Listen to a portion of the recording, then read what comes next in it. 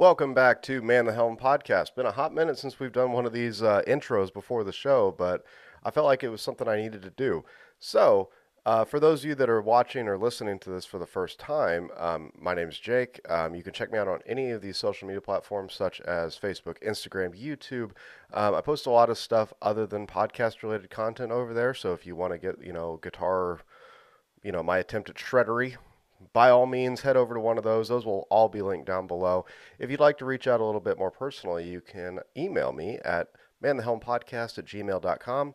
We can talk about whatever you want there, whether it would be, you recommending guests, you letting me know some awesome stuff about yourself. I'm game for just about anything.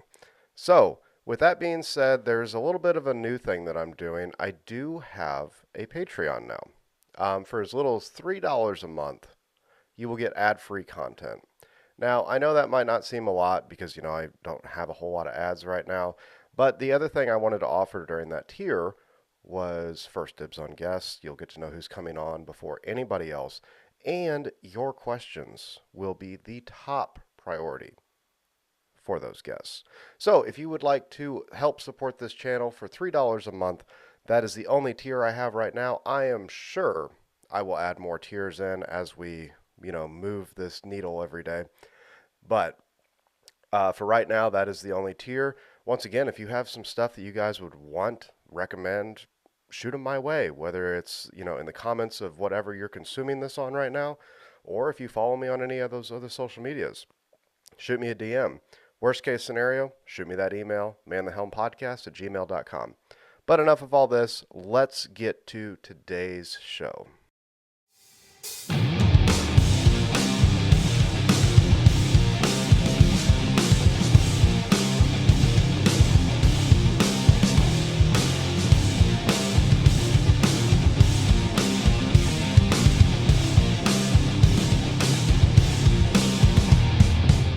Welcome back to Man the Helm podcast. Today I have another returning guest, Mr. Kevin Equitz. How's it going, dude? Hey, man, it's good to be here. Happy to talk to you again.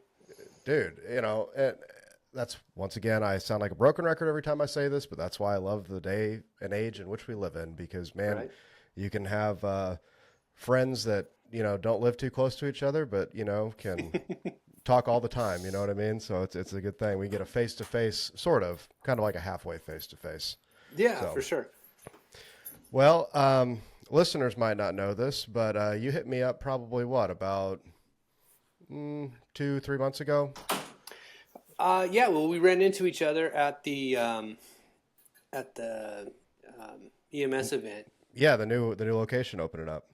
Yeah, and then so that kind of got us talking again, and I was like, well, if we're gonna be talking, I'd love for you to at least get your hands on the guitars and try them out. And I don't know, like, I feel that's one of the best ways, whether it's mine or anyone else's. Like, you just got to have some time to really sit with them, even like with your home rig. I mean, personally, as long as I know the person well enough, I really enjoy loaning them out, so that people get a chance to try them out, on their own time and in their own setup and all that. So I thought that would be a fun way to do it.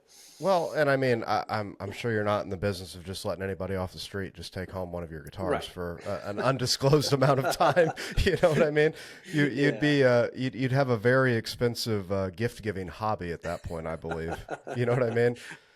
But but no, it's really cool. So I will say, after having some time with it, I kind of want to get into. So let's do it this way.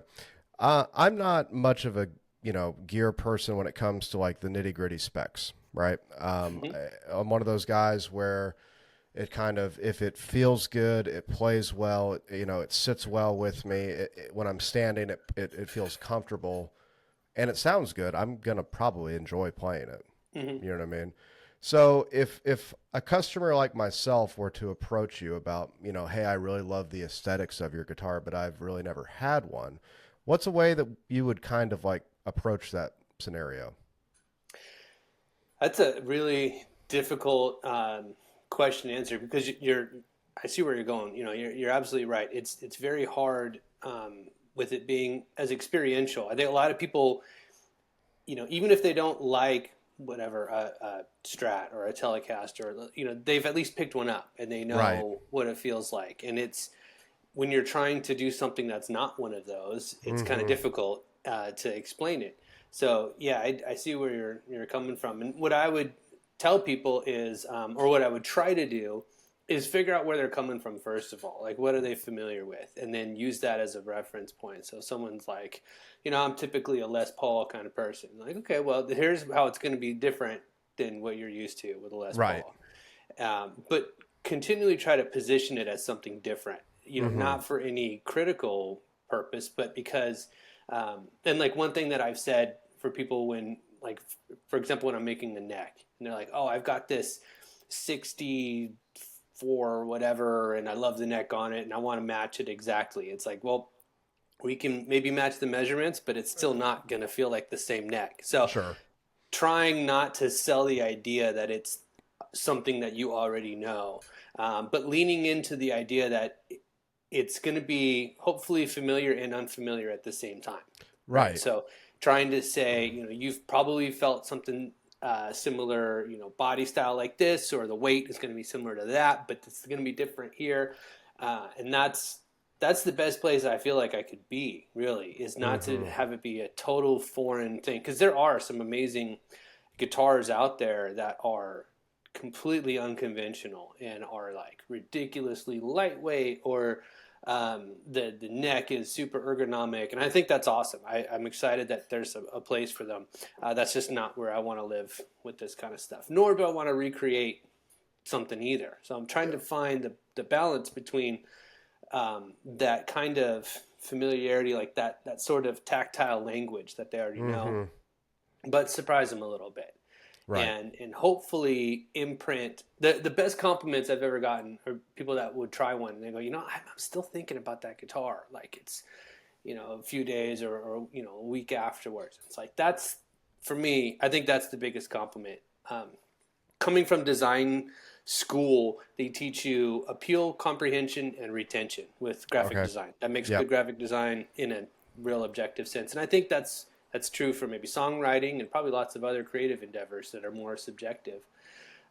When it comes to a guitar, I feel like, if the thing is appealing and understandable and also memorable, then I've hopefully done my job.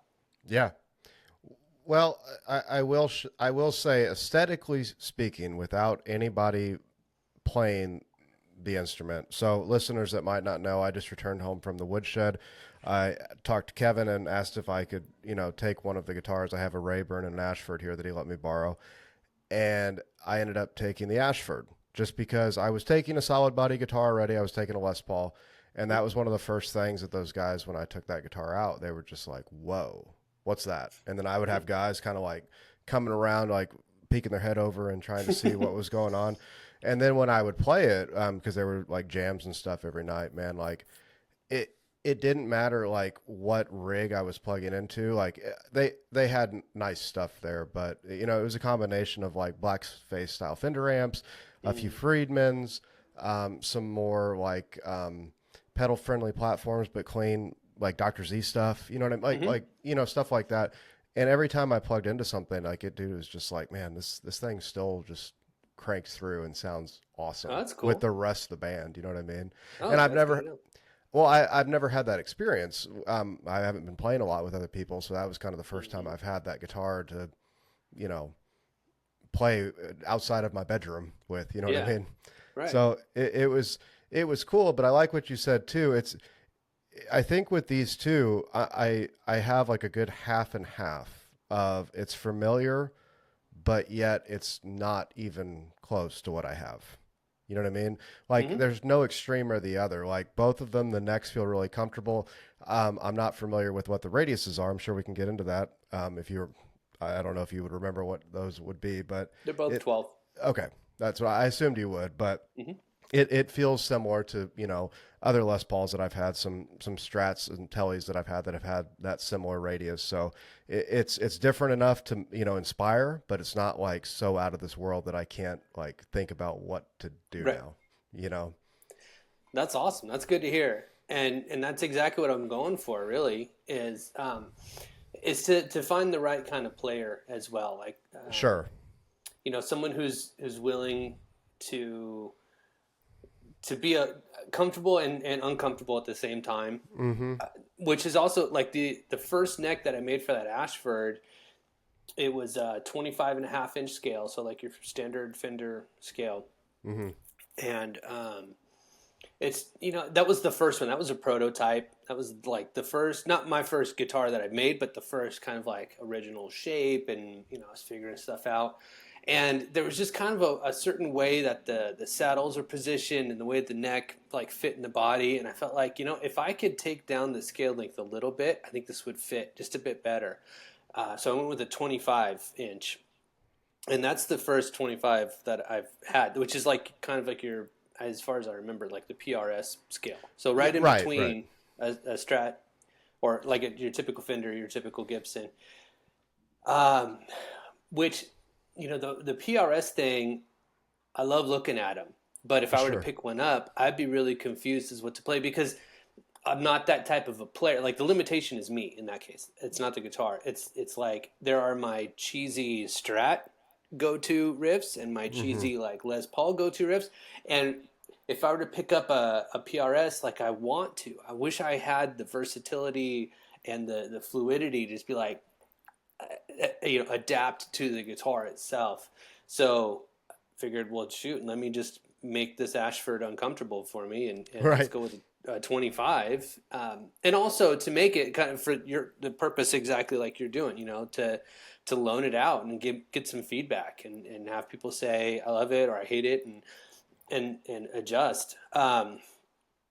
So it was kind of a, I don't know, it was a fun exercise, I Yeah. guess. And it's Yeah. great to hear that kind of feedback too for players like yourself who are really good and have like this, like a much broader library to kind of give them a tool like that and see what, in my opinion, I think that the right instrument will just kind of pull stuff out of you. It'll Oh yeah. like, it'll hit that spot that's not quite defined in your subconscious, and um, or actually it's not defining your conscious, but it opens up your subconscious. Like, Yeah. you've, because it's happened to me before.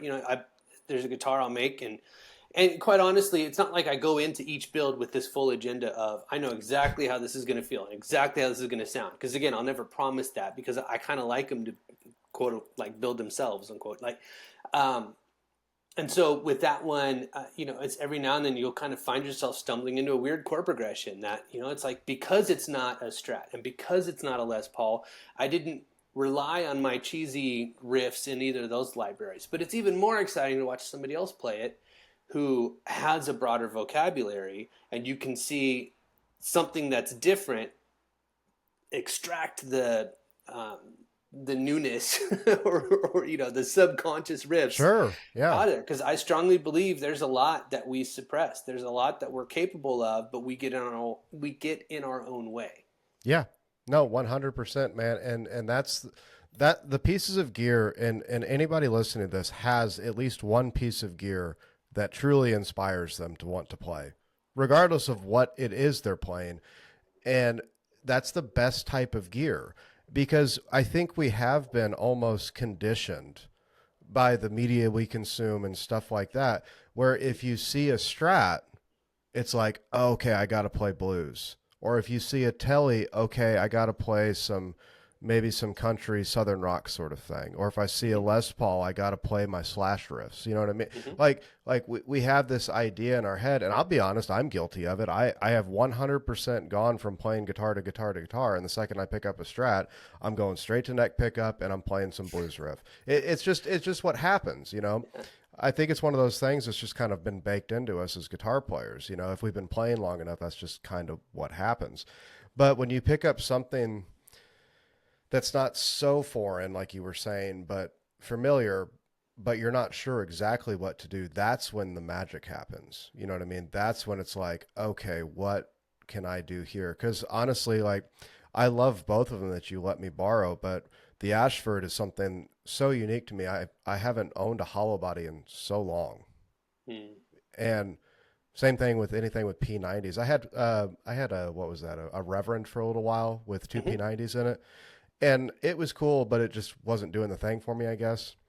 So this is the first one I've had that kind of has like two things that I've never really been a huge fan of, kind of Yeah. combined, and now it's like I wanted to play that every day.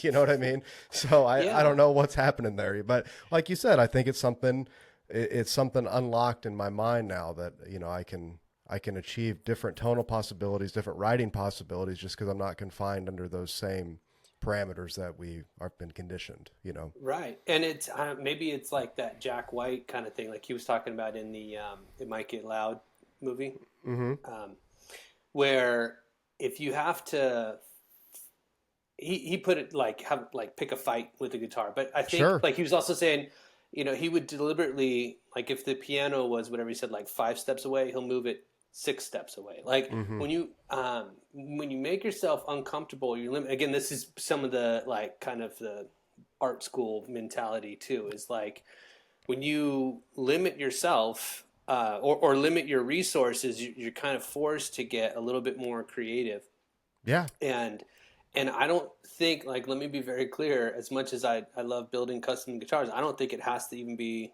a custom guitar. I mean, it can be the pawn shop special that's got like a twisted neck and is missing 2 strings. Like there's a thing that's like it's not the same formula for everybody. But if some folks are like I rely too much on chords, then Mm-hmm. stop playing chords. Or it's like Yep. all I do is play leads, then put tape over the top 3 frets or something. You know what I mean? Like, Right. Right. like you kind of have to limit yourself in order to like let go of some of that stuff. Yeah. Um, and so that's again one of the things that I really enjoy doing are these single pickup guitars where it's like just a bridge pickup because just like you said, when you pick up a Strat, neck position, because it sounds awesome. It's Yeah. like the most beautiful sound. But when I'm hearing that, I'm usually playing it in a room by myself, and it sounds amazing. But it's a great way to make yourself disappear when you're playing with other Mm-hmm. people. And then if you want to get to the whole psychological or maybe even philosophical level of that, it's like um, how much do you want to stand out or blend Yeah. in? Yeah. Some people maybe they need to blend in a bit more than standing out. Yeah. Sometimes Oh, you for can dial sure. it back. Other people you may need to give them a push. Like, come on, it's okay. Like you could be heard. Like play like you want to be heard. And um, the guitar is just one thing to do that. That the mind is the other hurdle. But shoot, man, if I could put a guitar in somebody's hands, that kind of just gives them that little push, just a little bit of like, let me try something different, or I guess what I'm after is the type of person that is self-limiting, saying, well, I have to have a neck pickup, or I Right. have to have 24 frets, I Mm-hmm. have to have a slim neck profile. It's like, well, do you? I don't know. It's not like I know. There are people that are so good that they're actually held back by the instrument. That's never been my Oh, problem. for sure. You know what I Well, mean? yeah.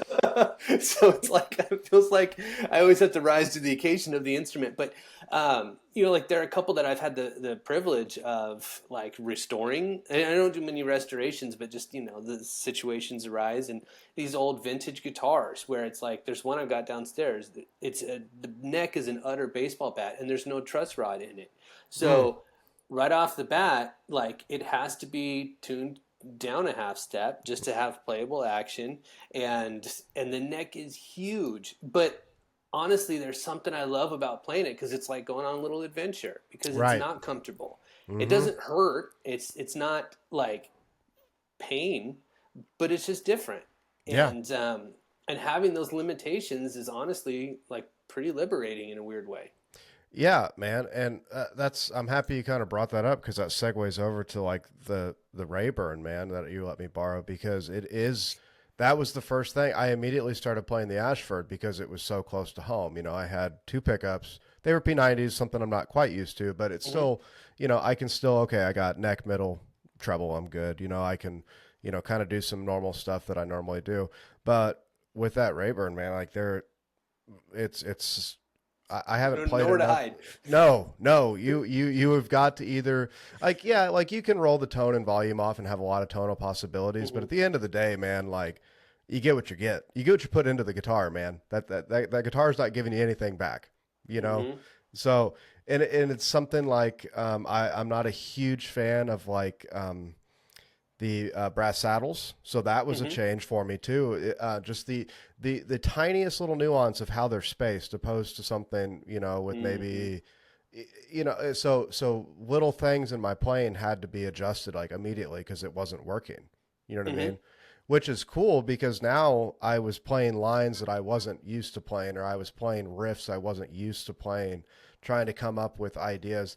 And plus, dude, you got that freaking awesome fuzz in there from Leon over at Pelican Noiseworks, dude. That thing is the most.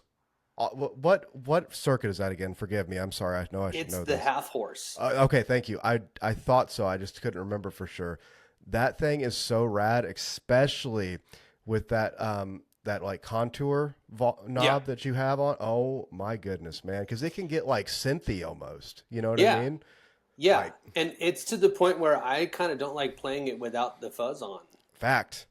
And I'm Yeah. not even a fuzz like, I mean, let's be honest, I'm a drummer. So I don't even really play guitar that much, but um it's that same idea. And it's kind of like seeing something in like super vibrant color and then like, well, shoot, you turn the fuzz off and it's like, well, it's just kind of a normal guitar again.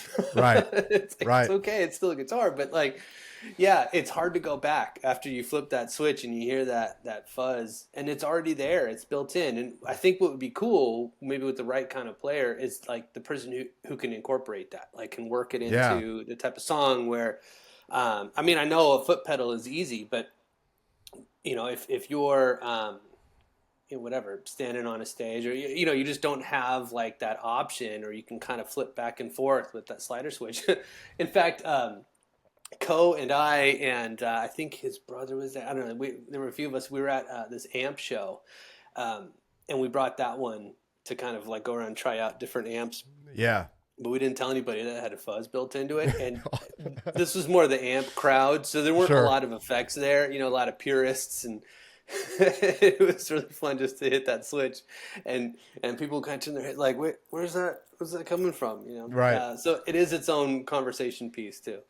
Yeah, dude. Like that's one of the things, and I'm not a huge fuzz guy either. Like I Hmm. don't own any. I'm sorry, I do own one fuzz, but it's I bought it off of Philip Carter, and it's some Hmm. um what's the brand? Mastro Vivola, I believe, Okay. and it's this weird like fuzz filter octave thing, and it gets Nice. super weird super quick. And I just use it for interesting textures or just Yeah. super sludgy stuff, right? So I haven't had a fuzz that I can, roll off the volume and get it kind of like that Hmm. pristine kind of edge of breakup, but still really clean, chimey.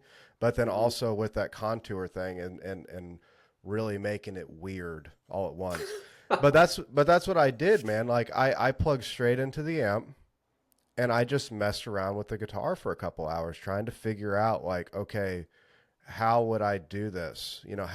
How if I was like you said, I limited myself cable into guitar, cable into amp. That's it. I'm not doing any fancy stuff and no reverb, no nothing, just volume, Yeah. you know. And it was so cool the things that started coming out after a little bit after I kind of let my preconceived notions go of this is what I Hmm. have to do. And now all of a sudden I'm starting to do what we're supposed to do as musicians, which is create. You know what I mean? Instead of just regurgitate, I'm creating things now. Now, whether those are good or not, those are completely subjective and up to It's all part anybody of the else's opinion. exercise, Sure, right? but nonetheless, me sitting by myself up in this room, it sounded fantastic. Well, and that's all like credit to. Well, first off, credit goes to Co for thinking of like, Yeah. what happens if we put this in here, and then for Leon for developing the circuit, because the way that came about, he had the Pelotar at the Hmm. time, and I don't even want to try explaining how exactly that works, but it's two fuzzes, and there's a control in the middle that when you turn it, it like affects the treble of one and the bass of the other, Okay. and then you turn it the other way. So it's like there's no, it's like a Twilight Zone thing where there's no reality. Like Right, no right. matter what you do, which is, I think that's what it's supposed to be. It's so funny because there's so many fuzz pedals and delay pedals, and it's like, this sound, but not this one. It's like, well, okay. So Right. how many times can we do the same thing over with a subtle tweak? Like come on, let's throw that out the window. So Co and Leon, like we had this thread, and most of it went over my head. But they were like, what if we took half of the, I don't know which half, but half of the Pelotar and maybe made this adjustment and this here and whatever. And so Leon did his wizardry and came up with the circuit, and he stuffed it into this just a real basic enclosure. And he, I don't know if he did it as a joke or if he only had the one knob, but it's like this gigantic. If you've seen a half horse, it's because it's got that Yeah. big gigantic. I've got one on the wall over here if I could get to it, but that's what it looked like, and I think Co still has that. And so just so they could, the two of them, was I wasn't going to try it out. What would I know about fuzz? I don't know anything. Sure. But so that they could try it out and kind of dial it in, and Co ended up liking it. And I think he ended up holding on to the prototype. And what I'm getting at is what's super cool about that is it responds pretty differently to different amps. I mean, I've only got like a basic. I have a Blues Junior, which I think is like the perfect amp for in my world. And then I also have like a Katana, a Boss Katana, just so I could have the solid state and like digital, and then like the tube, so I can test them out. But I feel like that one responds pretty differently to different amps. Yeah. Internally, there's a trim pot where you can adjust the gain and the output so that you can even like you can have it at like what do they call it, like that unity. Oh, okay. Yeah, yeah, yeah. So there's not a huge volume bump, or you could dial it in so that when you do hit that, it jumps up the volume. I think the way that Rayburn is set, at least with my amps, it's a slight bump, but I've Yeah. noticed plugging it in different amps, it can go like even more extreme. Yeah. So I teach at a local mom and pop shop up here, just on the south. It's in southeast or southwest Kentucky, and that I took that guitar to lessons one time, Oh, just cool. to for the fact of I wanted to plug it into like more of an AC style thing, more of a blackface Mm. thing, more of a Marshall thing, just to kind of get a better vibe for it. And it was like, yeah, I mean, this might sound like, of course they're going to sound different, but it was such a dramatic change between amps with that guitar and that circuit. You know what I mean? It wasn't like, okay, this just sounds more, more like an AC30 now. No, it sounds like an AC30 that's about to, like, it's on its death throes now. Like, in such a good way though. Like, it Okay. was hard to explain. Like, it still sounded authentic to the guitar, but those amps added these characteristics that really gave it a lot more breath, in my opinion. You know what I mean? It was That's cool. cool. Yeah, like I'm not a fan of AC style stuff, and I could be wrong on this, but I'm pretty sure the common thing is AC. Vox AC30s don't really take drive pedals or fuzz really well. I could be wrong about that. I'm not a pedal gear guy for the most Okay, part. I wouldn't know either. Yeah, especially for fuzz. So you can roast me in the comments or do whatever you got to say. How come you don't know that? Well, I don't. So, but that's the thing I've always heard is that fuzz and drive pedals, especially into AC style amps, don't really, they don't mix well. But dude, it sounded great. At least That's cool. once. But once again, this is 100% subjective, my own opinion. So it could have sounded Right. like, you know, But that also affects how like we made it a conscious decision. I don't know whose idea it was, probably not mine, but we made it a conscious decision to not put like a lot of knobs. I mean, yeah, it's one pickup with three knobs, but yeah, like which one is adjustable on the surface, and the other ones are very easily. Well, I mean, I guess it depends on your definition. Like you have to take the pick guard off, but it's just a little trim pot, so hmm, you could go in there and dial that in fairly easily, but you're not going to be able to do it on the fly. So it's got this kind of fun sweet spot balance of stuff that's like a deliberate decision that you kind of have to commit to, and then other stuff that just leaves it open. yeah, And that's the type of thing I really like messing with is playing with that idea of like what do you actually have control over and what not. yeah. Well, and I agree. There is especially for me in this room, there in my amps, there was a definite sweet spot with the fuzz, the contour and volume, and a little bit of the tone rolled off. But the cool thing that happened was I could very quickly, if I wanted to, like, go into more of a lead thing, I could bump that volume up, and I'm Hmm. already right there to kind of scoot if that, I want to move that sweet spot to just go into full, all the way to 10 mode. You know what I mean? Yeah. So I could see where if I was like married to it and I'm like, this is the decision I'm going with, you could make that work, man. You surely could make that work, but you're gonna have to sit with it and get to know it a little bit. It's not gonna be like forever, but Yeah. you're gonna have to figure out those sweet spots for yourself. You know what I mean? And that's part of the fun of the gear, man. Like I don't know. Yeah. That's like the best thing when you even something as simple as get a new pedal. You know what I mean? You get to sit and Hmm. find the sweet spots, dude. You get a new amp, get to sit and find the sweet spots. Yeah. And I've never really had a guitar that I've had to sit and find the sweet spot. So it was a whole new Right. experience for me. Because I mean, I'm gonna say we because I feel like Co and I are very much on the same page with this. Like, we like the struggle of the. I know we're going back to this point, but like for him, he knows a lot more about effects and stuff than I do, and like he and I would both be very happy with like a pedal board of just one knob pedals. Okay, yeah. Probably for different reasons because he would actually know what he could do with those. Me because it's like too many knobs is just too much confusion. Same with the guitar, like even the pickup switch. Like, man, my goodness, I don't. There's more psychology to that about like, well, I'm on the bridge pickup, but would it sound better if I were in the middle position? Like, you could just get rid of those question marks, if the option's not there. And now it's just a matter of more or less of whatever Yeah. this is. And it's like, this is what I've got, and I'm going to work with it. Hmm. Um, I mean, if I were building something for maybe like a studio musician who it's like they want one guitar to cover a ton of range, then it would probably be a different scenario. But most of the time, I'm working with people that are looking for something that they don't already have. Right. And so Right. if that's the case, then let's take some variables out of the equation. Yeah. And that's what's so fun about the way that Co thinks is we're working on a bass right now for him, Nice. but like he's willing to just kind of like take certain things out, like the tone control.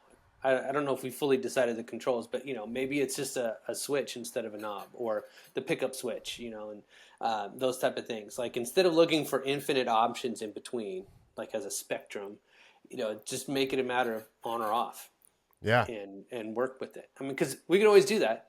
You can always have options, but can you work with the lack of options, Yeah. like deliberately so. Yeah. Well, and to kind of go the other way with it, when you have, you know, everything at your fingertips, you become like I've fallen into this before too, where now I have options paralysis. Yeah. I'm sitting here with everything I could possibly want at my fingertips, but now I'm not sure which one I want to utilize, you know? Right. And I think some of that, for me at least, comes from hearing the stories of how something was created. Because it Yeah. almost always starts with a limitation, not like I had everything at my disposal and I had all the colors I could paint with, and here's what I Hmm. came up with. I mean, 9 times out of 10, it's like, well, this was broken and I couldn't do anything with it, and here's how we came about with this. Or, somebody stole this or lost this or broke that. The, And you adapt, and that's where the art is. yeah. Some of the best, I mean, specifically for music and gear, some of the best designed whatever came out of a broken piece of equipment. You know what I Mm-hmm. mean? Or kind of a problem solving sort of aspect. Like I kind of wanted to do this, and then we're just going to tinker around and put things places, and now all of a sudden we have this crazy thing that just screams at us when we plug it in. You know what I mean? But now we get to control these subtle nuances of it. You know what I mean? So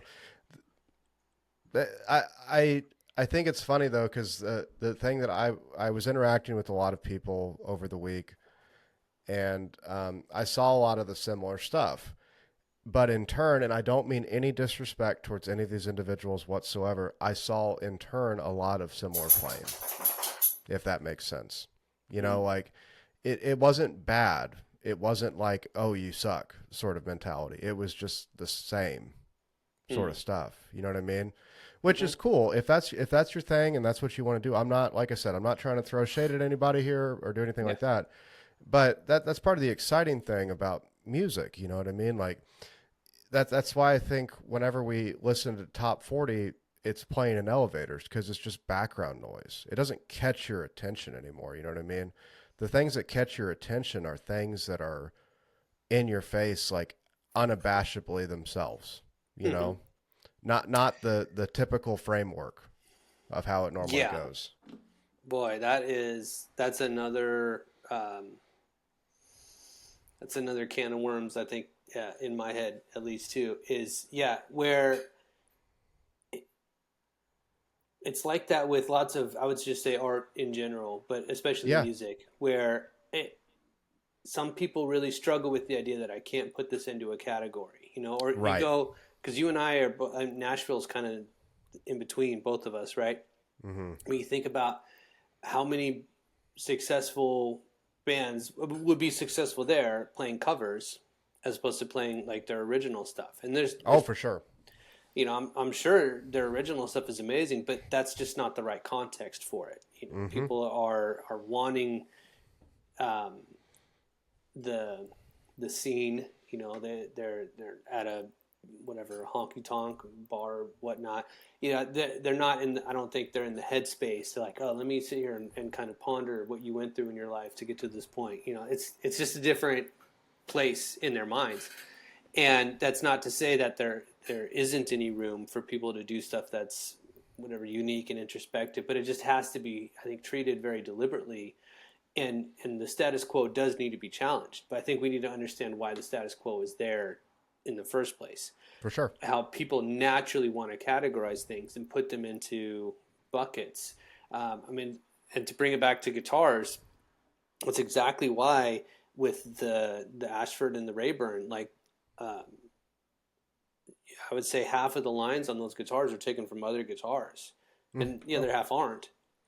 Just to make everything connect. But it's yeah. like a Rorschach test. Like someone would look at a Rayburn and say, "Oh, it's like a Telly." Someone else would say, "Oh, it's like a Esquire," or I mean, uh, what's the one, the Epiphone? Wilshire. Sorry, that's what I was looking Oh, for. yeah, yeah. Yeah, no, Some you're people good. have said that, and it's like honestly, I don't really know. But you kind of see what you recognize, and you see what you want to see in them, and I think that happens sonically as well. Um, but again, to be open to that is another thing. I think Mm-hmm. when it comes to some of the best songs or the best paintings, unfortunately, some of the best stuff comes from a place of confusion, heartbreak, frustration, in the sense that they don't understand. Yeah. It's a response to I don't know how to package this thing. And there's great music out there that's about happiness and love and wonder, and that's all good too. Um, but it's just knowing when it's appropriate and that there's a time and a place. And I Mm-hmm. think, like you said, top 40 stuff, it's very formulaic, and it's not only is there a formula to the music, I'm sure there's a formula to the business of the music, and a Oh, formula absolutely. to, Yeah. to the entire approach. And there's probably not a lot of room for like, oh, let's improvise. Let's make this your own. Yeah. Probably not. I'm sure it's like, this is the formula that works. Just do X, Y, and Z, and let's cash in. Um, and I think it's the same with guitars too. There in some cases people are like, I don't want to make anything new. It's like, cool, then don't. That's the beauty of such a saturated market out there. There are so many guitars out there that are extremely the same and extremely different. Yeah. And that's the beauty of it, is it's a spectrum. If you really want something that's completely out there, then you can do that. Um, and I think, in my opinion, is when you challenge the status quo of like you were talking about earlier about when you pick up a telly, you want to play country stuff, and I don't know much about like John Five's music, but the fact that he's doing like I think he's playing with Motley Crue now, or he does like Yeah. metal on a Telecaster, or like for a while, John Mayer was playing this like pink, like Charvel kind of shredder looking guitar, like doing his kind of like pop bluesy poppy kind of stuff. Like that's super fun to me. I think it's kind of hilarious and sarcastic in a way, but it also kind of rocks us at our core because we think we get it, we think we understand it, and we realize we don't. Like Oh yeah. that's a great spot to be in. Yeah. I love that stuff so much.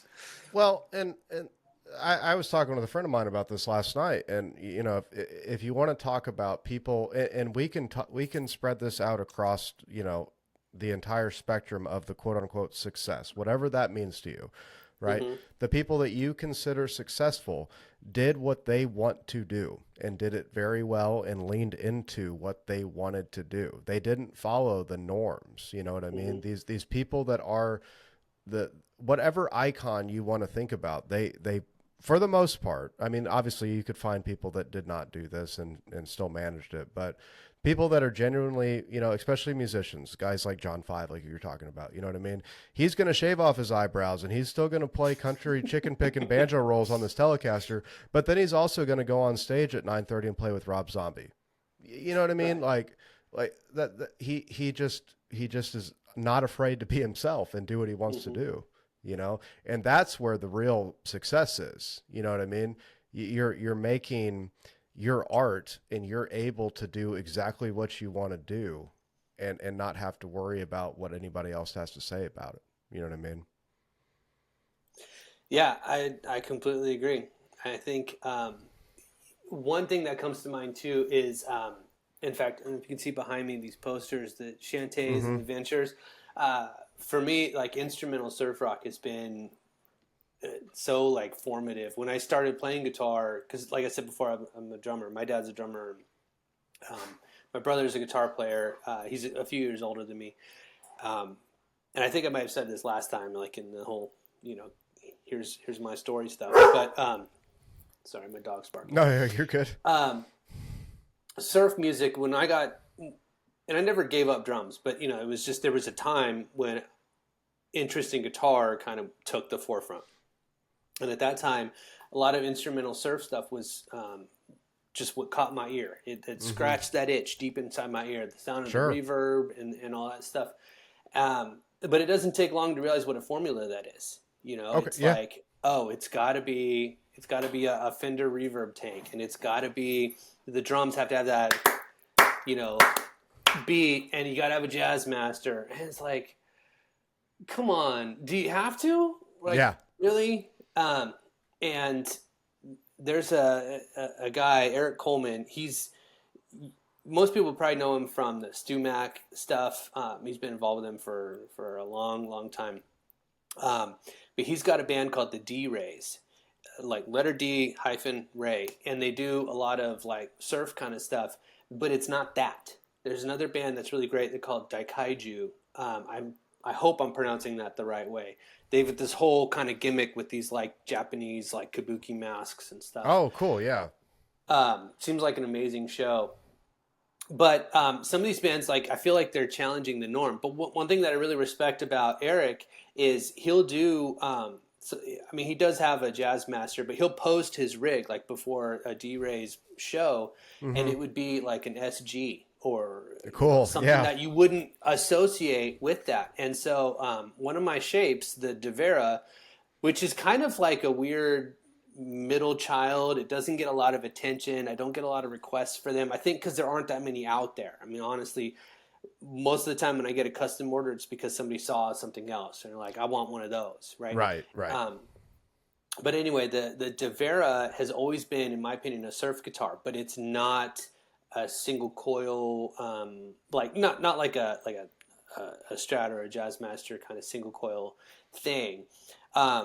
It's kind of built more like a Gibson style guitar, um, but in my mind, it was the surf music and kind of that D-Rays, like Eric Coleman kind of influence of challenging that idea of what a surf guitar is. Like, there's really no reason why you couldn't do surf on I don't know, an Ibanez S series with the Floyd Rose. You'd have to Sure. probably be a little more careful with the Floyd Rose, Well, but this association of the genre equals the guitar, the visual. And I mean, my day job is in marketing and branding, so I get it. I get that, you come to a concert and you see the guitars on the stage before the band comes out. Maybe it's like the opener, and so you don't really know exactly who this band is, but you're already in your mind. You're doing some math. It's like, okay, mm-hmm. well, based on the size of the drum set, and I see a Sunburst, 335 there. Okay, I'm kind of making up my mind of what I'm going to hear.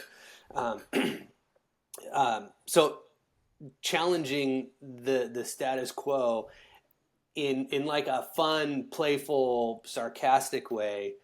That's exactly where I want to be, because it's not like I Yeah. can play that stuff. I'm not in any of these bands, but the idea that blues can be on something that's not a Strat or a Les Paul. Or there was, Joe Bonamassa. I know people kind of have different feelings about him, whatever. I got to meet him one time just walking through Nashville. Super, super nice guy. So I'm not going to say anything bad about him because he's a nice guy. Right. But he calls himself like a cork sniffer, tone snob, or whatever. So, Sure. all right, if he wants to play the snobbery game, that's his thing. I'm not going to criticize him for it. But there was a thing where he was talking about on a Les Paul, he like kind of got on the bridge pickup and dialed back the volume, and he did like some country kind of stuff. And it's like, if you weren't looking, you could probably be convinced that it's not a Les Paul. You may not say, "Oh, that's a Telly," but you might not have guessed that it was a Les Paul. Yeah. So anyway, that type of stuff I love. Yeah. I love when Well, somebody can just step away from the convention. yeah, I mean, it's one of those things. I think it's the same reason from like a marketing standpoint of why pedal companies still make tube screamer clones. You know what I mean? It sells, and you don't have to explain to anybody what it does. You know what I mean? It's Yeah. in a green enclosure. It's got 3 knobs. Okay, cool. Like without even knowing the name, I know exactly what it does. And I'm not trying to say that disrespectfully. Like Yeah. I use tube screamers all the time. They work for some things for me. Sometimes some things they don't work for me. But that's the thing. It's we sit here and that's why I think it's funny when I talk to people that manufacture pedals and stuff like that. You got to have a tube screamer in the line. Like that's a common thought process. We got to have a booster. We got to have a tube screamer. We got to have a clone or something like that, just because that's what the pedal industry demands. You know what I mean? A new pedal company, that's what we need. Guitar companies, for instance, like, well, once again, I'm not throwing any disrespect towards anybody, but making Strats or Tellys, like, okay, like I know what that does now. Like, yes, there might be small, minute details that differentiate you guys, and there might be some cool stuff going on. Like, I'm not trying to say anything mean, but it's the same thing. It's the same aesthetic that I'm getting out of that. Like, I'm gonna pick that guitar up if it's shaped like a Telly, and most likely start doing some hybrid picking, just because that's what I feel like I have to do. But I'm telling you, man, especially the Rayburn, I picked that thing up and just kind of stared at it for about 3 seconds and was like, what am I going to do? You know what I mean? So then I just reverted to power chords like immediately. Cool. Like Right. that's just what I went to. Like kind of like, like thrashy punk stuff. And that's just kind of what Cool. happened. I flipped that fuzz on and I was like, yep, that's it. That's what the this spirit thing of wants to Co do. in there. Yeah. Co and, Oh, and yeah. Leon. That's them. Yeah. But it was funny because I've never had that happen to me with the guitar before, where I've just kind of sat down and then just looked at it and been like, well, let's see what this fuzz thing does. And then I hit like an E or something, and I was like, oh, yep, there it is. This is what we got to do. You know what I mean? It was a cool first experience, man, and it happened within an hour and a half of you handing those two over to me. You know what I mean? So. Well, there's this fun little like nuanced, very subtle, paper thin difference between like, is it different? Yes or no, and does it matter? Yes or no? Like, For sure. you're talking about all the tube screamers. Like, you could probably line them up side by side, and maybe if one's ear is tuned enough, they could hear the differences in whatever the upper, micro, mid range, whatever. Great. Is there a difference? Yeah. Does it matter? Probably not. How many gigs have you been to? How many concerts have you been to where it's like, oh, you know what? if they maybe dialed that mid range, maybe about a little like 20 hertz, I would Right. really be enjoying this. Otherwise, I'm walking out, right? Right. And I applaud the ability for somebody to recognize that. And minutia is wherever you look for it, right? So it's like you see it in like out here, we're Tennessee, Kentucky, like the bourbon crowd, people would Oh taste yeah. some of these uh, it's a product and it's based is a very similar idea, right? You're trying to bring order from chaos. You're using organic materials and trying to come up with something that is measured and qualifiable and quantifiable, right? You could have whatever the proof is, you could have the percentage in your mash bill, you could have all these like objective measurements, but in the end, there are going to be subtle differences. And it's like Yeah. some people could say, "Oh, I'm really picking up the toasty notes of wheat on this." It's like, cool, that's great. Does it matter? Right. Are you going to enjoy it or not? Yeah. And some people don't. All right, cool, whatever. But it's nice when you can enjoy the differences. And it's like when you hear these comparison videos, and I'm glad people do them, where as scientifically as they can, they may take the same like neck and pickup and whatever, and then swap out the body of the guitar from like mahogany to ash to alder or whatever. And yeah, you might hear differences, but it's like in the end, does it actually matter? Yeah. It might affect how you play. Sure, I think in the same way that the weight or even the color of the guitar. If I were on, and I don't play on stages, but if I were playing something that had like that bass boat, high flake, super vibrant thing, it would shut me down because I'd feel so conspicuous that it would be very difficult for me to play. Yeah. The most comfortable one of these moments I had at just some random guitar center was playing a Les Paul Junior. I think it might have been the deluxe. I don't know, but one of those like TV yellow, just Oh flat yeah. Yeah. Yeah. top, Mm-hmm. not carved. It's totally simple. And something about that was so disarming and so unassuming, and it was so comfortable that like I really, really enjoyed playing it because I didn't feel like it was super flashy. It wasn't a shape that was drawing a lot of attention to myself or whatever. And if that's what you need as a player, I get it. If that's like your stage presence and you got to have like the pointy guitar, that's cool. That's your brand. Say what you're going to say visually, but like this idea that because there's a difference, then whatever is on this side of it is wrong. Whatever is on this side of it is right. It's like no, there's a difference, and they could all be okay. Yeah. Like um, yeah, there is bad and there is good, way Yeah. on the opposite ends. But that little squishy zone in the middle, just because you can tell the difference, doesn't mean you need to forsake anything that's on definably on either side of it. Well, and as somebody that really tries to think critically, but also think creatively, that I'm going to limit myself if I start just shunning things just because of something. You know what I mean? Hmm. Like, yeah, absolutely. The 10 top, super flamey or curly maple tops on guitars, those don't really do it for me. I feel like a weirdo when it's just sitting in my Hmm. lap. But at no point in time, if somebody hands me one of those guitars, I'm gonna be like, not for me. No thanks. Right. I'm good. You know what I mean? Like I can't be seen playing one of those. Like it just Yeah. when you say things like that, and I've had conversations like that with other friends, and they always laugh about that. I mean, I'm like, but you're online arguing about components of a piece of wood and other material. Like what are we doing?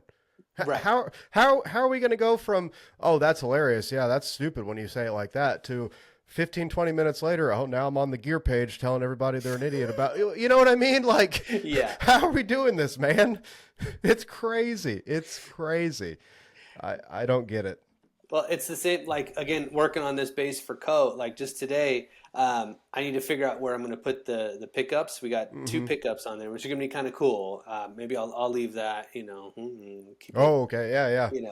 but it's very cool. And I love it because he's okay with the chaos. Oh, He yeah. likes the idea of like, well, let's just see what happens. But still, I want to try to come up at it with some sort of a deliberate approach. So I was looking up because it's a different scale length. His is going to be a 32-inch scale bass.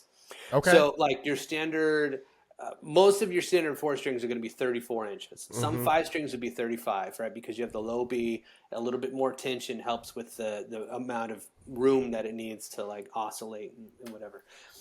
However, a 32-inch scale, I had heard from Scott at Stringjoy. He said, because he had one in his shop, and I remember seeing it, I was like, something's different about this one. It's not quite a short scale, but there's something's not right. And he's like, yeah, it's 32 inch.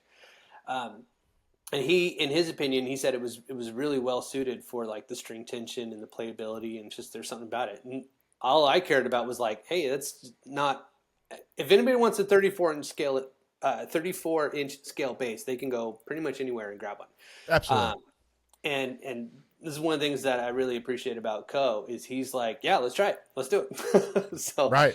32-inch scale. So we had to do a little bit of math to figure out like what is the best position for the pickup, just relative to where it would be on a traditional scale bass. And man, I made the mistake of checking like some forums, and even something as simple as like, where is can somebody tell me where the position, like the distance from like the saddles or maybe from the 12th fret to the pole piece? People would argue even about how to measure that. Yeah. And it's like, people, calm down, okay? Right. Like, again, there may be a difference, but like, to what degree does it matter? Right. Right. And it's just we're just sitting here, especially people that are creating things, building things. We're just trying to, have an idea of what we think might work. Yeah, there's always going to be trial and error there, but Yeah. that's the unfortunate side of the internet is everybody's an expert. You know what I mean? And Yeah. everybody's also wrong at the same time. It's like we can't have both of these things happen simultaneously. No, You know, that, there's a surplus of information, but a lack of truth. right. Yeah. That's putting it very respectfully and mildly.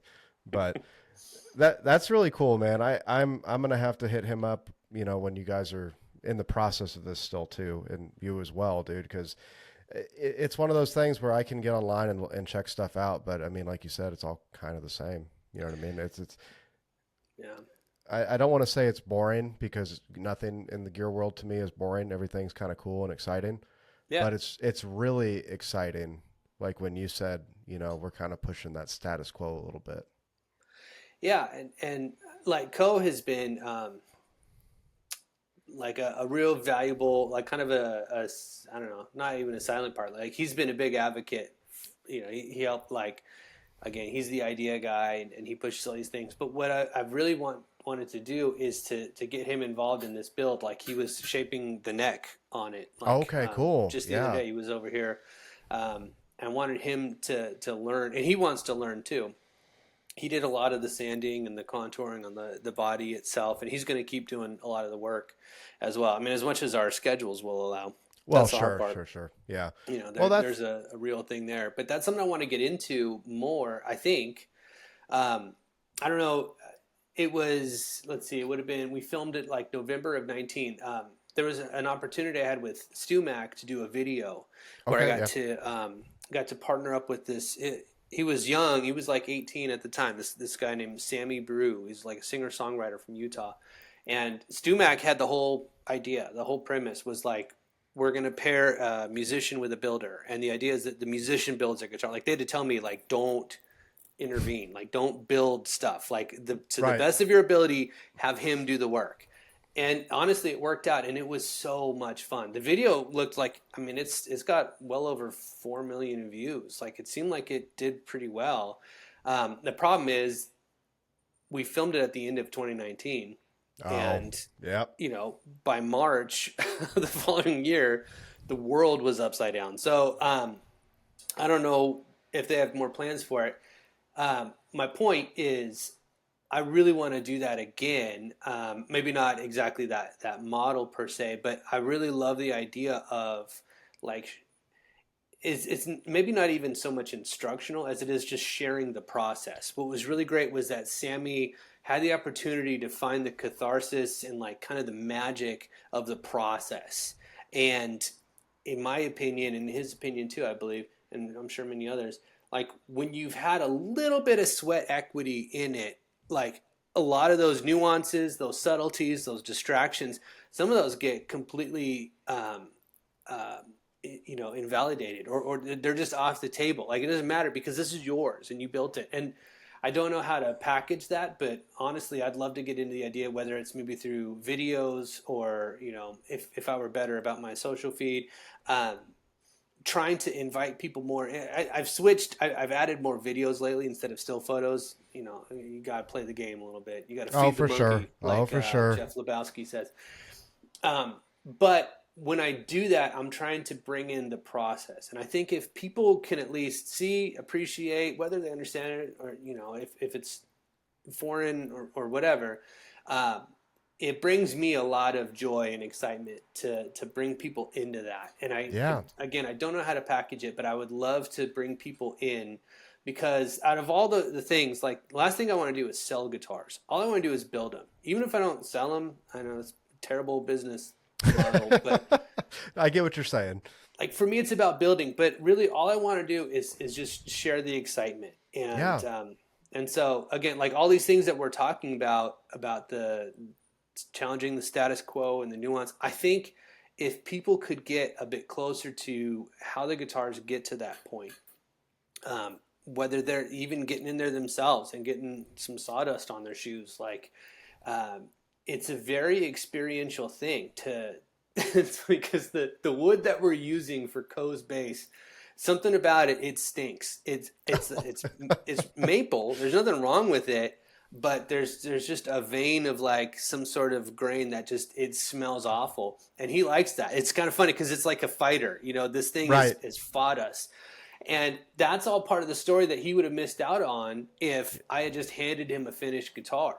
Yeah. He would know that this thing smelled like crap when we were when we were cutting it. Absolutely.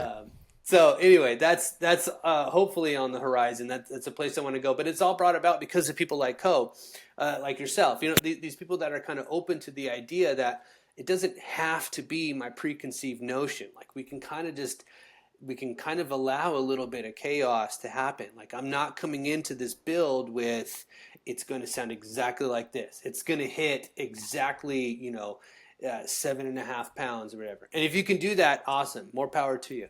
But letting these woods, these organic materials, the nuances, the flavors, the smells, all of that just kind of turn into more of an experience than a product. Yeah. The last thing I want to do is sell guitars. Also, the last thing I want to do is have a product. I'm not in the product business. I feel like if anything, I want to be in the experience business. Yeah. Well, and kind of like what I was talking about with people that are successful, man, like, they do what they want to do. If that's really where it's at, dude, that would be super rad to have a small video series of the process of, hey, whoever, I just got in touch with Kevin. We're going to build a guitar. Not he's going to build a guitar. We're going to build a guitar. You know what I mean? Like, and like you said too, like, anything you have to earn or you have to fight for a little bit or you have to really work for, dude, that's going to be such a better experience. Especially, dude, I can even tell that just from me as a musician. It would be such a better instrument than just going and being like, oh, yep, this one feels good. Hey, cashier, here's my credit card. You know what I mean? Mm-hmm. Yep, I'm going to go home and play this, and then it's going to sit in the rack for 2 weeks, and I'm not going to think about it. You know what I mean? Yeah. But having, like you said, dude, like, you're going to get home after that process, and you're going to take your shoes off, and your socks are going to be covered with sawdust. You know what I mean? Yeah. Like, that's what's going to happen. Like, there's going to be pieces of the material that come home with you before the guitar is home with you. You know what I mean? And there are plenty of product guitars out there. I mean, yeah, I've got them. You've got them. And there's nothing wrong with them. Yeah. Like, no. It's good. I think that can still draw that same, it can draw a song out of you just like anything else. But it's like, again, there are other places to get those. I can't do that, nor do I want to. So then why try? Like why worry about it when I could just kind of let go of that, and really just lean into the process and the experience of it. Yeah. That's all I got. Well, and I mean, that's where the joy is at in most things in life, is the process and the experience, man. Like Yeah, you're sitting back, and when you're having like good memories of times past, you're remembering the experiences you had, or you're remembering the struggle it took to get to where you're at. You know what I mean? absolutely. That And I that's. mean, I'm sorry. Go ahead. oh no, no, I was just gonna say, we could even take it back a level, like just in terms of maybe it's philosophical or psychological, I don't know. But when you look at what's out there and what appeals to people, so many times it's the negative. And Sure. when you look at shows or just entertainment in general, right? Like books, and it's like it starts with a murder, or here's true crime, or here's how awful these people are, or here's how strange this thing is, here's how this whole business went totally corrupt, and it's like good can be entertaining, and there are good shows out there where it's like people building things and learning things and moving forward. Instead of watching somebody train wreck, you could watch somebody learn and grow and even relate to that. And there have been shows where it's like a skill trade, right? Mm-hmm. Where and that's where I'm getting at. And again, I don't have it planned out, but like, how I great get would it. it be to partner up with someone who does something totally different that I don't know about, and then that's the exchange. Is that like, um, here's what I could show you about guitar making, and then why don't you teach me how to cook or how to like forge a knife out of file or so, because I love forged and Right. fire. But Oh like yeah. but like process and skill. And I feel like a lot of that's getting lost in the communication and the age, and an appreciation for things that are not only just built but crafted, Mm-hmm. whether it's food or an experience or a talent. I don't know. I feel like in the product culture, the disposability, not to get too far down that road, but there's a lot of positives I think we could benefit from. And if I interpret what Stu Mac did in that video, I think that they captured the positivity. Like, and it was all Sammy. This was Sammy's video. It wasn't about Equitz Guitars. This was about Sammy's journey, and I feel like they captured it, and it was a huge honor to be part of that process, and kind of at the stage where I'm at right now. I don't know if it's economically or what, but like I'm finishing up one custom order. I've got another custom order coming up, but that used to be my whole list was all custom orders. Yeah. And it's Yeah. it's slowed to very much like a very thin trickle. But there are now other builds that I want to do, other like things that are on spec that now I have the opportunity to build, and I hope they sell. Like I said, I don't want to be a salesperson, so I'm Well, working with sure. some of these other people to do the sales and stuff. I don't care about that, but um, hopefully with these spec builds, all I care about is really sharing the process and telling the story of each guitar as it goes through the steps. And Yeah. again, if people are interested in the good, without it having to be based on some sort of tragedy or some sort of human like disaster, Right. I'd love to be a part of that. I'd love to be a part of the positive. Well, dude, I think that's a fantastic idea, man. I'm really excited to see how the next couple of years go with you for that, man. Because that's something like you can talk to other builders and you can get something custom built for you, but you're sure as heck not coming and getting your hands on that raw material. You know what I mean? Right. Like, yeah, that's not going to happen.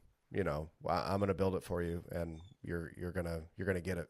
That's the. I hate to say it so like cut and dry, but very, very generally speaking, that's most of how these transactions happen. Mm-hmm. Even with boutique builders, it's like, I want to do this, this, this, this, and this. We're gonna do a couple emails back and forth, maybe have a phone call, and I'm gonna update you on the progress. That's usually how that goes. But like you said, that thing with Co and that little, that piece of wood that just reeks, you know what I mean? Like that's something that you guys are going to remember for the rest of Yeah. your life and laugh about, you know what I mean? Like, dude, I can't believe how bad that bass stank, like years Right. from now, you know? Yep. And like you said, it's not based off of anything doom and gloom. It's based off of a hilarious moment when you're, working with this piece of wood, you Yeah. know? Well, part of it maybe is rooted in the fear of working with strangers because there have been several custom builds that I'm very grateful for. These people that we've never met, I don't know, I've never had a chance to like shake their hand or whatever. And like I said about Joe Bonamassa or these other people, it's like until you like have shaken somebody's hand, like you can't really make you don't really know them until you've had a chance, like look them in the eye and talk to them um, and meet them in person. And so it's hard to do something like to make an instrument that's very personal for somebody when you haven't actually met them in person.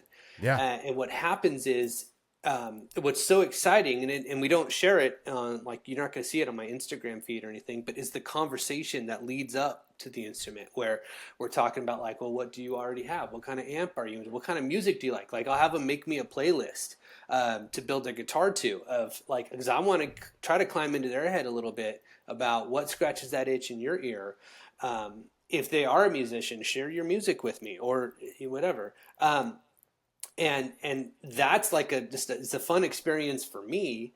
And fortunately, it hasn't really gone wrong, but I could see how easily it could. I'm Oh, for sure sure. there come a time because I've seen again these forums, these conversations where it's like, well, if I'm going to have a custom guitar, it's going to be exactly like this and like this and like this, and it's like, well, okay, I'm sure some people would do that, but that's not where I want to live, right? It's like Right. going to a restaurant, high end or whatever, but you go to a restaurant and it's like you're telling the chef how to stir the sauce for the pasta. Like, no, you went to that restaurant because you like their food, and if anything, you should be able to just sit down and go, you know what? Here's the mood I'm into. Like, let's go with my wife and I like to do this. This is she's the one that came up with this and it was really smart. She'll ask the server or the bartender, just to kind of like, hey, take us on an adventure. Like, what's your favorite thing here? Or, here's what we're in the mood for, and let's get something that's maybe not on the menu. And Right. if you trust that person's direction, because maybe you already have that relationship with them, uh, that's where the good stuff is. It's not already on the menu. That's for everyone else. Yeah. Um, so anyway, that's where I'd like to be someday, eventually. I don't know Well, how to get there yet. I mean that's part of that's part of the fun too, though. I mean, you and Co are already doing it. You know what I mean? You just need to Yeah. try to figure out how to, create a environment where you can do that more. What would be a good word? I guess often might not be a good word, but more effectively would Yeah. be But I do like that. That's something I would lean into if I were you, man, because that's a very very very cool idea.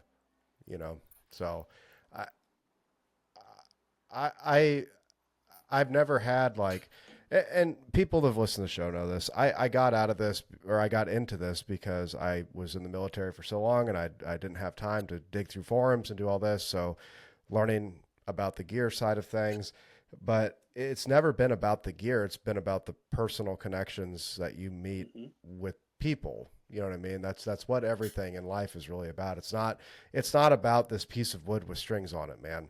Like Hmm. like you said, if I want to get something impersonal, I can walk to a shop and go get something, whatever, whether it be a pawn shop or a high end dealer. You know what I Hmm. mean?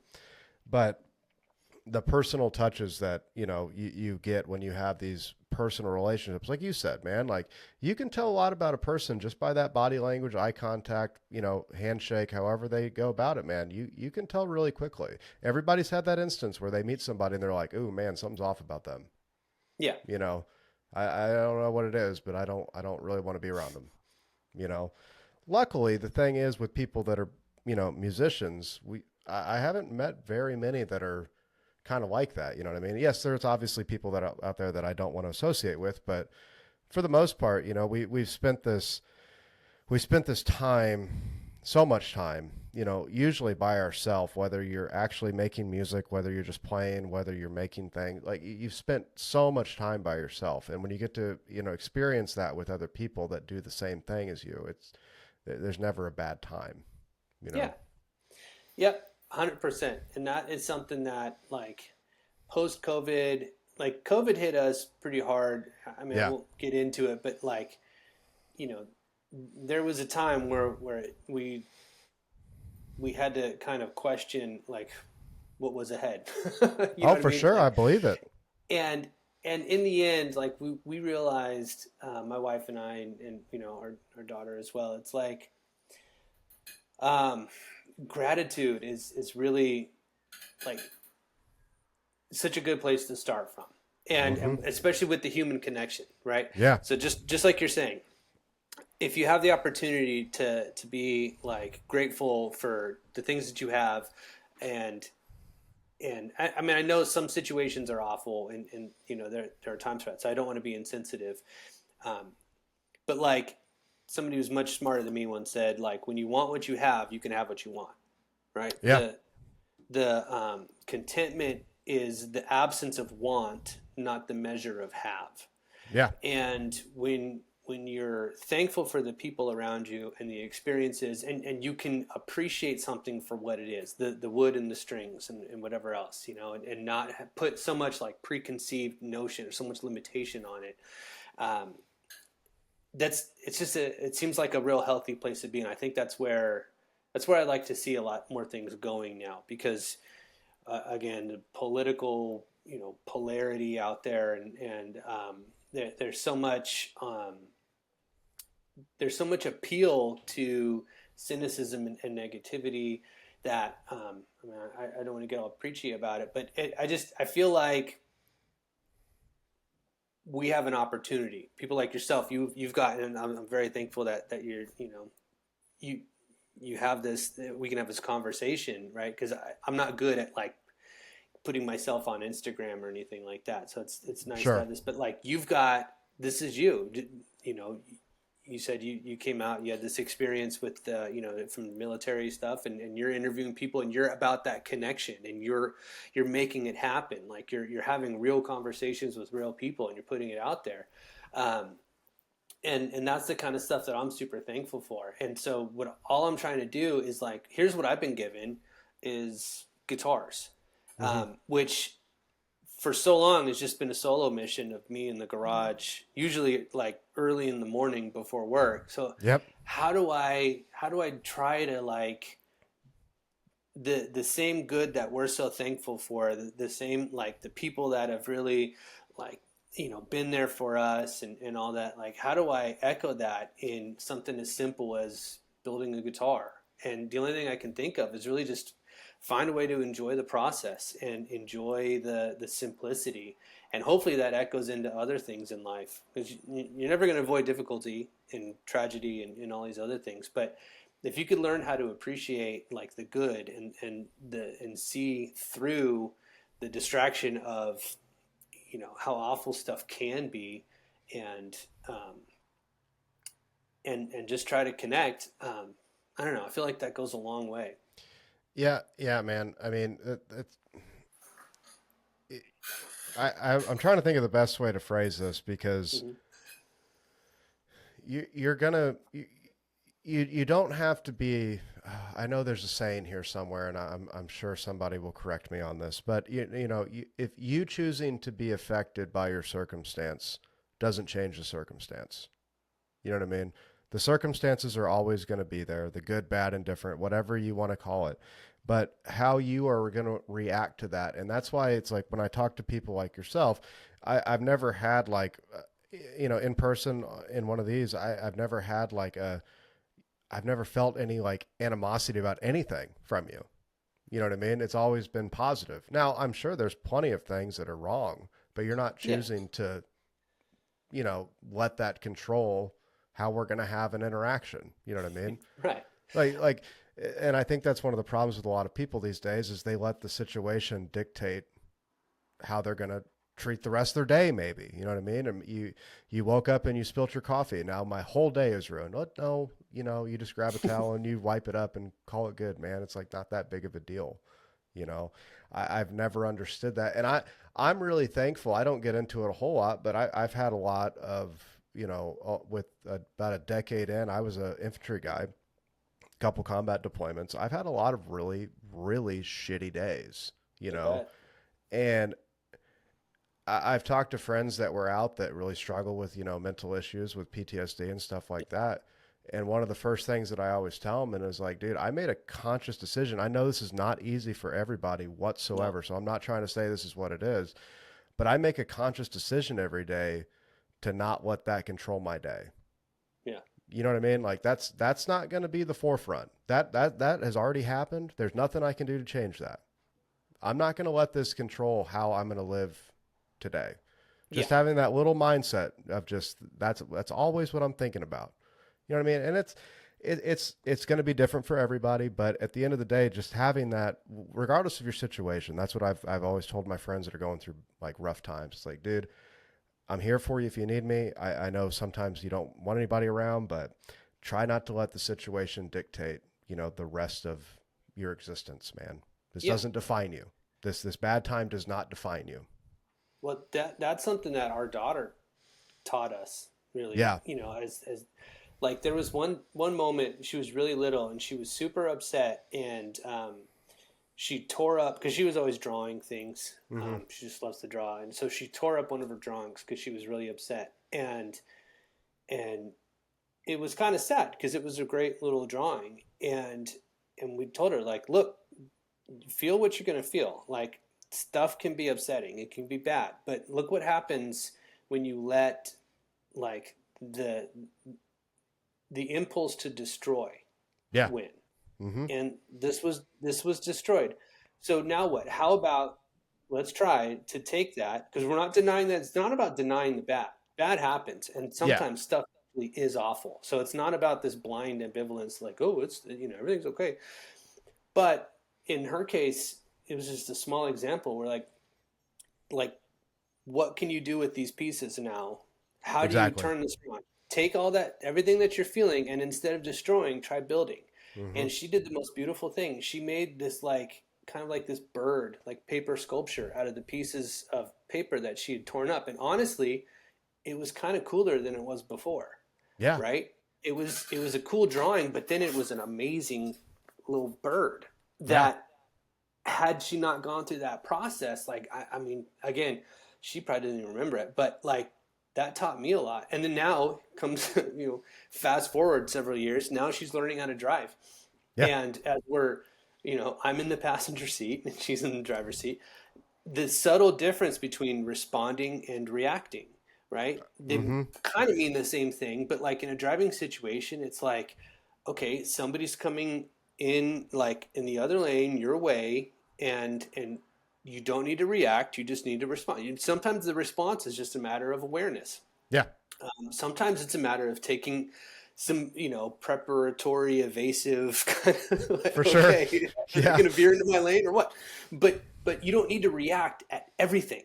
And I think that's what's, people could blame it on generations. There's some interesting books I could recommend that I've gone through and stuff, but it's not always a generational thing. It's not always a technology thing. It's not always a society or a political thing. It's really the stew of how those things interact that I think makes for this reactive response where I'm kind of tripping on my own words, but like a reactive mindset. Whereas if we could pause and respond and go, you know what, that is awful, or this is terrible, but maybe I just say okay and I move on. Maybe Yeah. this person is so off base and so backwards, but instead of me reacting to them, maybe my response is just to walk away or to not Yeah. say anything or not engage. Mm-hmm. Again, another person very smart said, you can kind of tell what people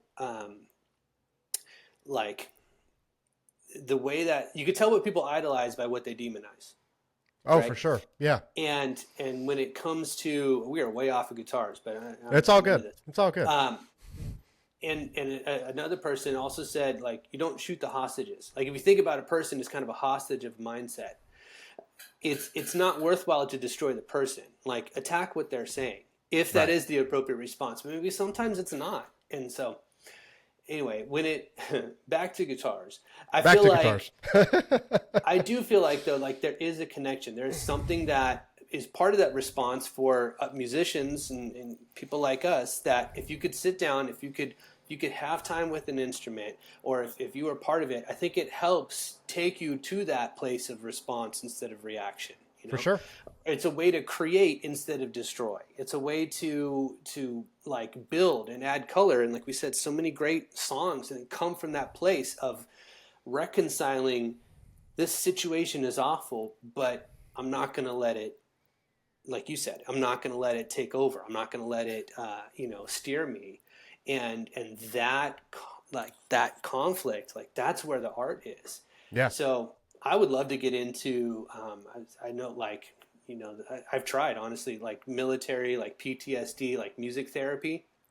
And Yeah. I would love the opportunity to like build a custom guitar for somebody who, like, I remember this one guy I met. He had this, I don't know, some sort of cancer, like bone cancer, muscle. I don't know. He had a significant chunk of his arm, like the meat on the back of his arm. He had to have it removed, and he was a guitar builder, and so he made a guitar for himself that had a much wider string spacing. It would probably be really uncomfortable for a lot of people, but it was something that he could play because he had limited mobility in his Right. hands because of surgery. And it's like, what an honor that would be if people that create, artists, musicians, whatever you do, if you're somebody who creates, to be able to guide people through that process of like, here's something that's tailored for you to take you from something very real and very awful, and to be able to build instead of destroy, whether it's yourself or something else, just to move forward a step at a time. Man, I would love that so much. I would love to figure out how to do a guitar for somebody who can't see, or maybe it's a four-string guitar that's whatever. To take off the shackles of what is available, what's conventional, and how do we customize this so that somebody can go through that journey. Man, that would be such an honor to do. Dude, that's something that's something you need to look into. Well, For I real. just want to put it out there. Like, Yeah. I would really love the opportunity to build for that kind of thing. Because again, it's not about the guitar, honestly. No. Yeah. It's not, man. And I'm really excited for this next, you know, 2 years for you, man, to see where this goes, dude. Because it, it it's funny because whenever I talk to people, this is why I like having the returning guests, because you get to see the progression where we came from. You know what I mean? Hmm. And from the outside perspective, if we're just gonna look at basic things like, oh, Kevin hasn't posted a whole lot on social media here lately, must not be doing anything. You know what I mean? Like Yeah. that's such a silly way to think about it, because you're always doing something. You know what I mean? And it's a cool thing, man. So before we wrap this up, besides those couple custom orders that you guys have going on, any other major plans for the years besides Co's bass and those handful of custom orders you got? Yeah, I've got there's a really cool Jack's Guitar Archaeology in Mm-hmm. Lebanon, Tennessee. Jack Brunson, super cool guy. I'm really thankful to have met him. Right now, I've got a couple guitars in his shop, um, Nice. and, and we kind of collaborated on an idea to do something inspired, kind of like, I picked up a Harmony Stella when I was out there. It was on a Okay. Yeah. wall. Someone said it would not be the tag on it in the store. It was like one of those, kind of like an antique store or whatever. They said it would be wall art because it wasn't going to be playable. And I thought, what an insult this is to this thing. I mean, it's cheesy. It's made out of like not even wood. It had cracks in it and stuff. But it's like, Sure. no, this thing was meant to play music, and it can. So anyway, the aesthetic of that I want to apply to a Rayburn, and I want to do this 26 inch. It's 26 and a half inch baritone, Sweet. which you tried that white baritone, so it's Yeah. that same Yeah. scaling. So it's kind of, as Jack puts it, like the guitar player's baritone, which doesn't feel like a real stretch. You could even, he was saying, some people could even tune it to maybe like D standard, Oh, like really? if you want. It's only an inch Well, longer than your I regular guess that's scale. true. Yeah, I didn't think about that. So yeah. Yeah, depending on what string gauge you use and whatever. So anyway, Sure. do that, but I want to partner with him because he does those rubber bridge conversions. Yep. So I want to set it up in a way where it's got like kind of the Harmony Stella tailpiece, which I'll build a wood bridge for it, kind of like one of those. But that hopefully, if this all works out, that bridge might be swappable for a rubber bridge, Oh, uh, yeah. which would be kind of cool. So Yeah. we'll lean into this vibe, surface mount gold foil pickup. Like he's friends with Victory pickups, and so we'll do that. Um, the like I said, the Devera, kind of this surf guitar type of thing, like unconventional surf guitar. A while ago, I did a 12 string for my dad, and it was so much fun, and I really loved it, and I couldn't wait to do another 12 string. But then again, talking about these baritones in this shorter baritone scale, which is, it's a lot easier to work with. Like, well, what about a 12 string baritone? Like, what would that even sound like? And to me, it kind of leans into that whole like Brian Wilson pet sounds. Like I Okay. picture Yeah. a Yeah. studio type of thing where it's like somebody's looking to fill out kind of the background in something that doesn't sound very conventional. Sure. So I just wanted to build it and put it out there. Again, I don't know if anyone wants it, but shoot, I want to build it. Hey. Um, I've got I want to do another 32-inch scale bass, but I've been wanting to do a fretless, and I love like those kind of the old like semi-hollow, like again with a wood bridge, kind of like your vintage, like your Hofner style or whatever. Okay. Yeah. Yeah. Um, Yeah. so what would that look like as one of my basses? So I'm going to do one of those. That might just be more for me. Sure. Sure. That's fair. That's I don't fair. know if I'm going to list it or not, but that just might be for me.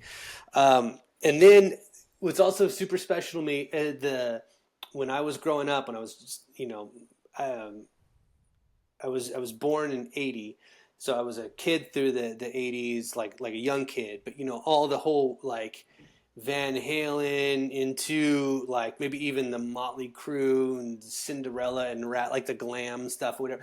Like some of these guitars that were like the super strats, right? Were just single humbucker, single volume, and like a Floyd Rose.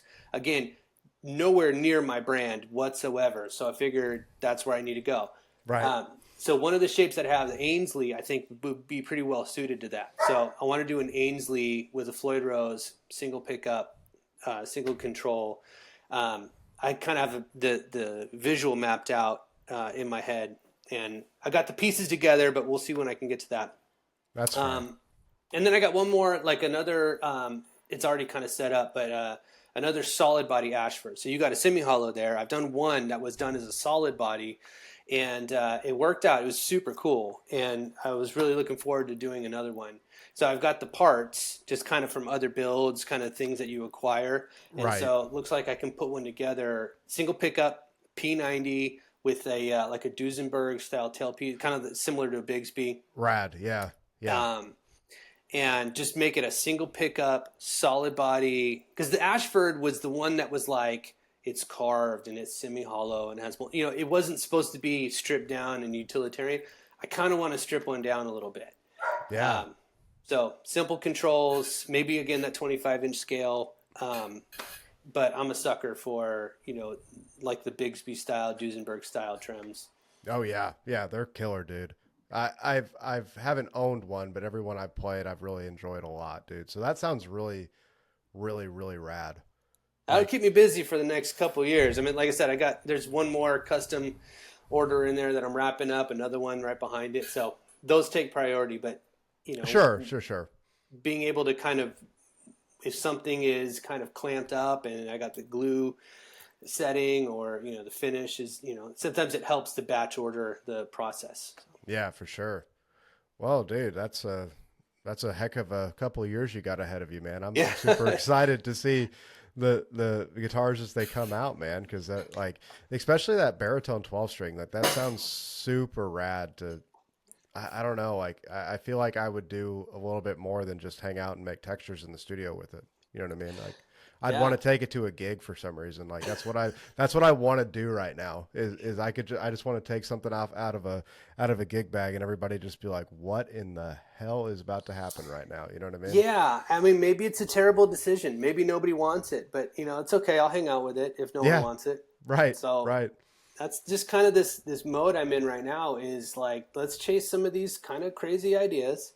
Not crazy, but just unconventional. Yeah. Interesting, unconventional. Yeah. That's for And sure. what's more, I think more important, what I feel the obligation to do is just bring people along for the process as best I can. So I'll be trying to share videos of the progress on the social channels, which is really just a matter of setting up a camera while I'm working and then editing it together.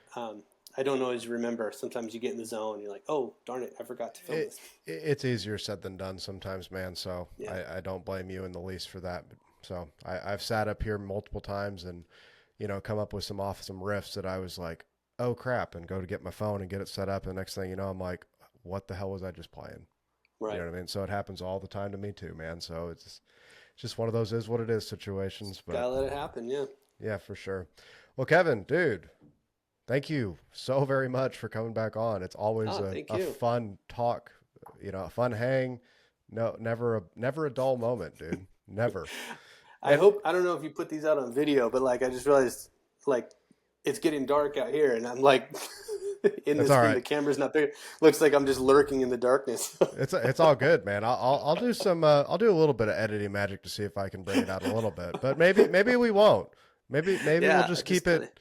Yeah, you're disappear in the just shadows here. yeah. That's how we'll end the podcast. Is Kevin just disappears into the abyss. All right. Well, Well, I'll have everything linked down below if you guys want to check out all the cool stuff that Kevin's got over at Equitz Guitars. All his socials and all that stuff will be linked down there. But Kevin, dude, had a great time as always talking to you, man. likewise, yeah, I appreciate the chat, my friend. Absolutely. Well, for Kevin and for all of you, we will check y'all next week on Man the Helm podcast.